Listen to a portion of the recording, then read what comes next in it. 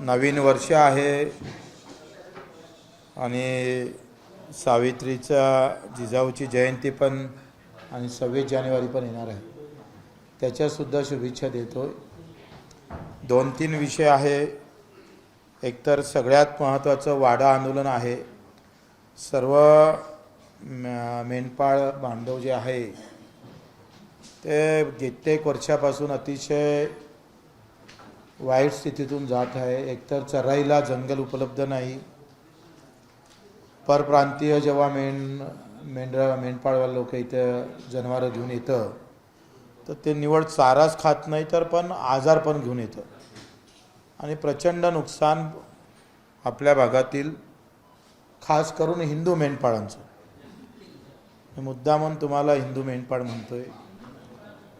आणि हे हिंदू मेंढपाळांचं प्रचंड अतोनात, त्यांना चराईसाठी जागा उपलब्ध केल्या जात नाही. 1927चा जो बंदी घातलेला जो कायदा आहे, वन कायदा, तो उठवणं गरजेचं आहे. काही ठिकाणी चारा आहे पण चारू देत नाही. आणि मेंढपाळ हा शेतकरीच आहे, त्याला शेतकरी दर्जा दिली पाहिजे, त्याचा इन्शुरन्स उतरवला पाहिजे.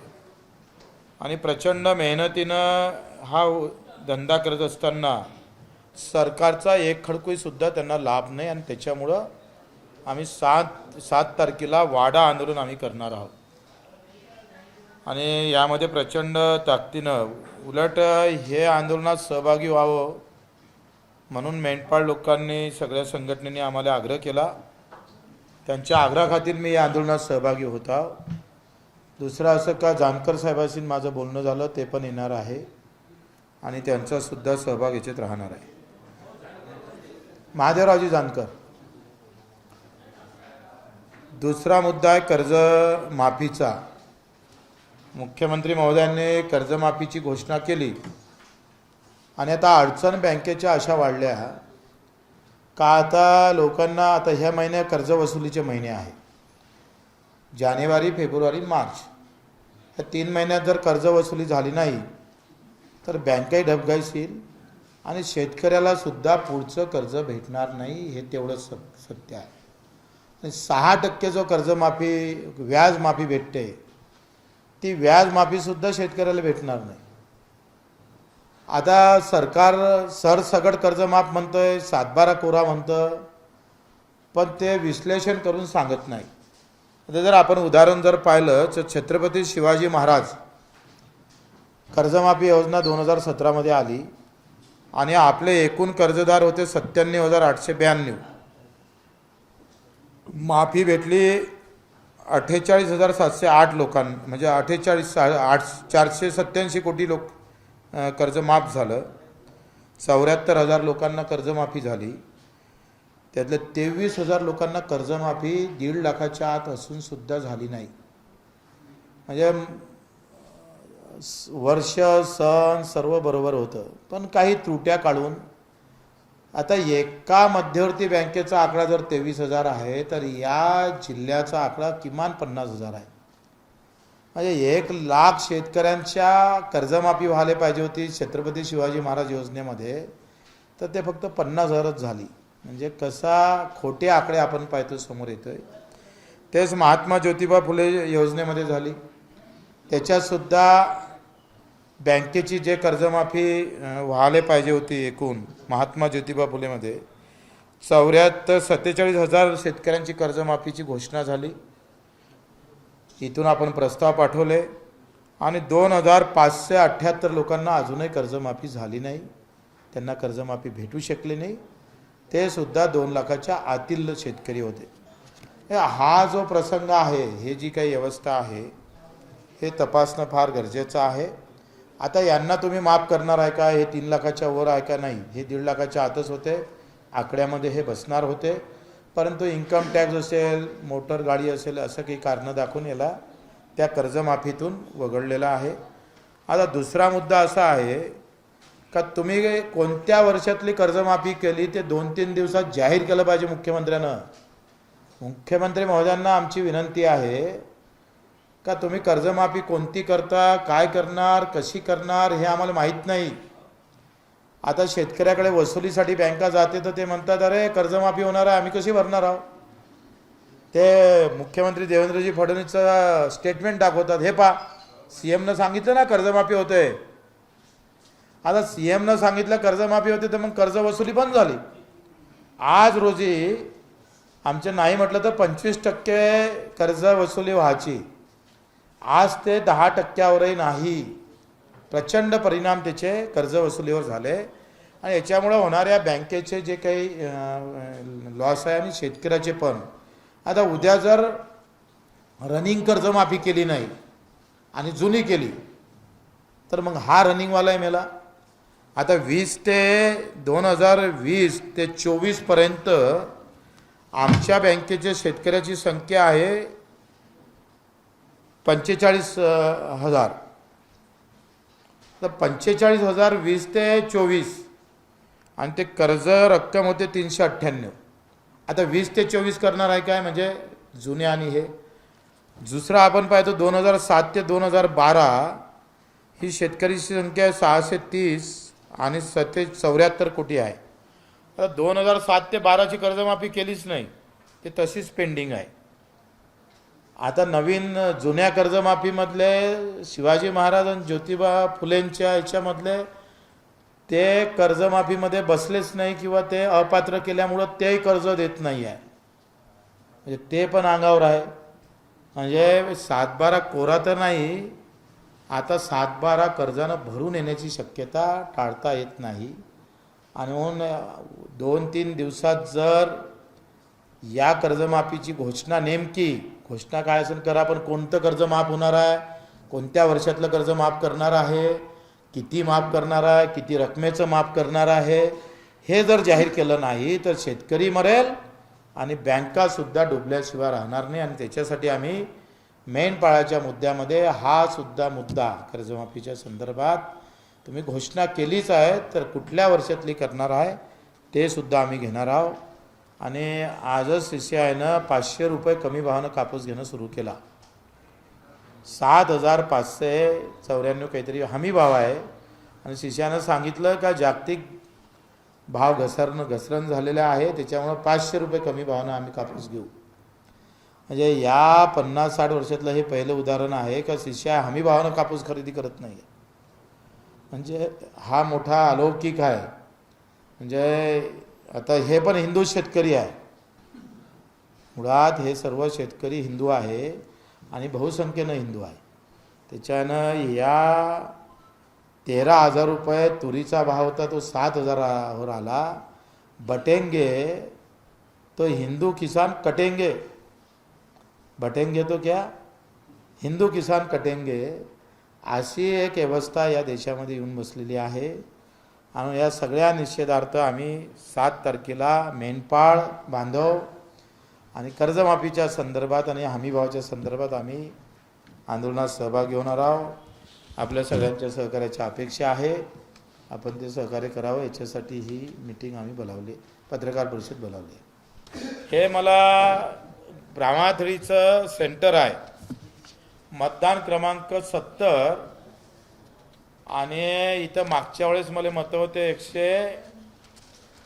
148 आणि आता इथं मतदान दाखवलं 60. आणि मला ॲफिडेविट करून दिलं आहे एका लोकांना, बा आम्ही तुम्हाला मतं मारले, स्टॅम्पवर ॲफिडेविट करून दिलं. हे एकूण किमान 125 लोकांनी केलं. हे गाव आहे ब्राह्मणाथडी.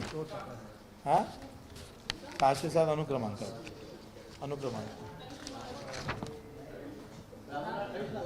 हो आता 60च आहे. त्या मतदान केंद्रावर 148 होतं काहीतरी, आता 120 लोकांनी हे पा ब्राह्मणाथडी आहे, ब्राह्मणाथडी एकच केंद्र बोलतो मी. या केंद्र क्रमांकावर 70 वर केंद्र क्रमांक आहे. झालेल्या मतदानामध्ये बच्चूभाऊ ओमप्रकाश कडू यांना बॅट बटनवर 66 मतं मिळाली. यादीनुसार 781 मते आहे, त्यामधून मतदान हे 653 झालं. आणि काँग्रेसला 270, भाजपला 293 मते. मतमोजणीनंतर प्रत्येक घरी भेट दिली असता 125 ते 150 ग्रामस्थांनी बॅटवर चिन्ह बटन दाबल्याचं सांगितलं आणि त्यांनी हे आम्हाला लिहूनही दिलं, ॲफिडेविट करून दिलं, सत्यप्रत देऊन दिली त्यांनी सगळ्यांना, आम्हाला मोबाईल नंबर वगैरे 125 लोकांनी, आणि शपथ पत्र लिहून दिलं की आम्ही तुम्हालाच मतं मारलेले आहे, आमचे मतं गेले कुठं. तर हे आता आम्ही कोर्टात जाऊ, याने ॲफिडेविट करून देऊन दिलेलं आहे. आता ते म्हणतात आमचं मत आम्हाला दाखवा, म्हणजे आमचा बॅलेट दाखवा, का आमचं मत आम्हाला भेटलं का नाही भेटलं ते पाहू द्या. आमचं म्हणणं तेच आहे का मी जर मत मारलं तर ते मला भेटलं का नाही भेटलं मला कधी पाहता आलं पाहिजे. हा सामान्य मतदाराचा अधिकार आहे. सामान्य मतदानाचा अधिकार एवढाच आहे का नाही माझं मत कोणाला भेटलं पाहिजे, गेलं का नाही गेलं, ते मला भेटलं दिलं ते दाखवता आलं पाहिजे. पहिले व्हीव्हीपॅटला नंबर क्रमांक काहीच नसते, सही नसते.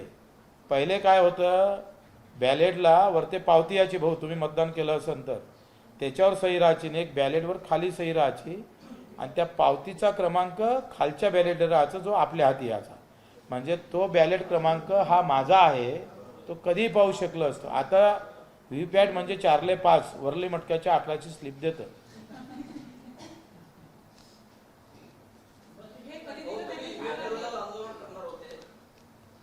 आम्ही जे आंदोलन करू ते या देशाला धक्कादायक आणि एकदम रचनात्मक आणि एकदम डेंजर असं आंदोलन करणार आहोत. ते आताच तुम्हाला सांगणार नाही. हे आता कोर्टात जाऊ. कोर्ट तर बदमाशच आहे. कोर्ट काही आम्हाला न्याय देईन असं वाटत नाही, पण प्रयत्न करू. सब बेचे हुए हैं सब लोग देश के अंदर.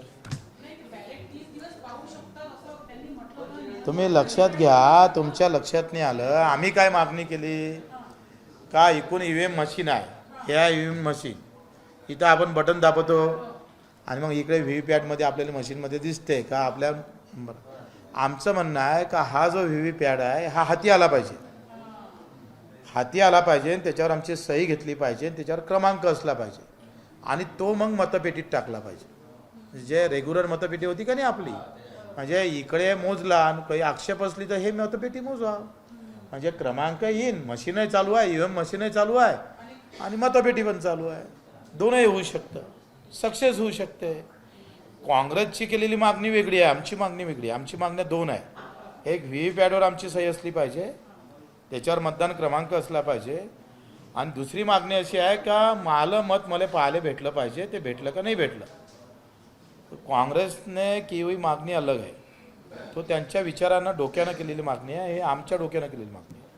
माळा आंदोलन 7 जानेवारीला तुम्ही करताय, काय नेमकं आंदोलन आहे, कसं आंदोलन होणार आहे?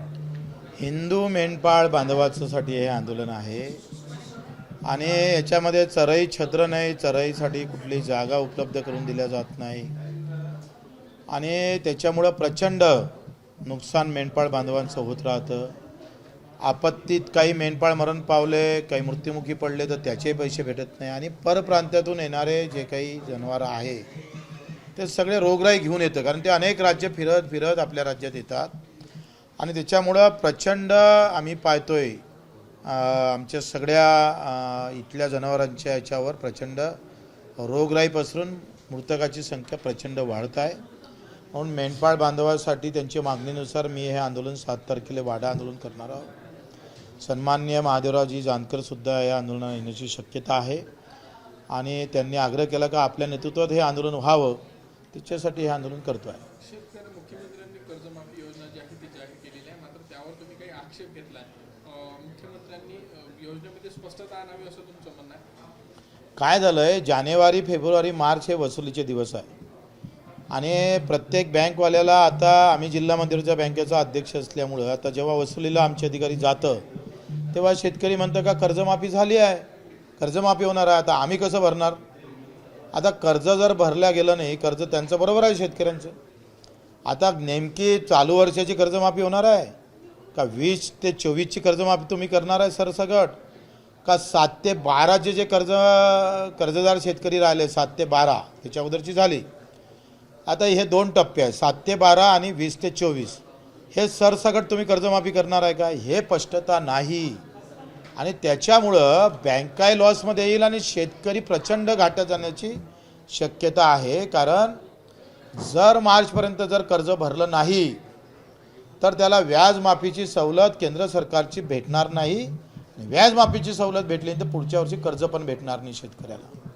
त्याच्यामुळं या संदर्भात मुख्यमंत्र्यांनी तातडीनं वाच्यता करावी, सांगावं नेमकं कोणती कर्जमाफी तुम्ही करणार आहे. आणि ते जर त्यांनी सांगितलं तर 7 तारीख या मेंढपाळांच्या आंदोलनात तो सुद्धा मुद्दा घेऊन आम्ही तिच्यावर आक्रमकपणे आंदोलन करू. एबीपी माझा, उघडा डोळे बघा नीट.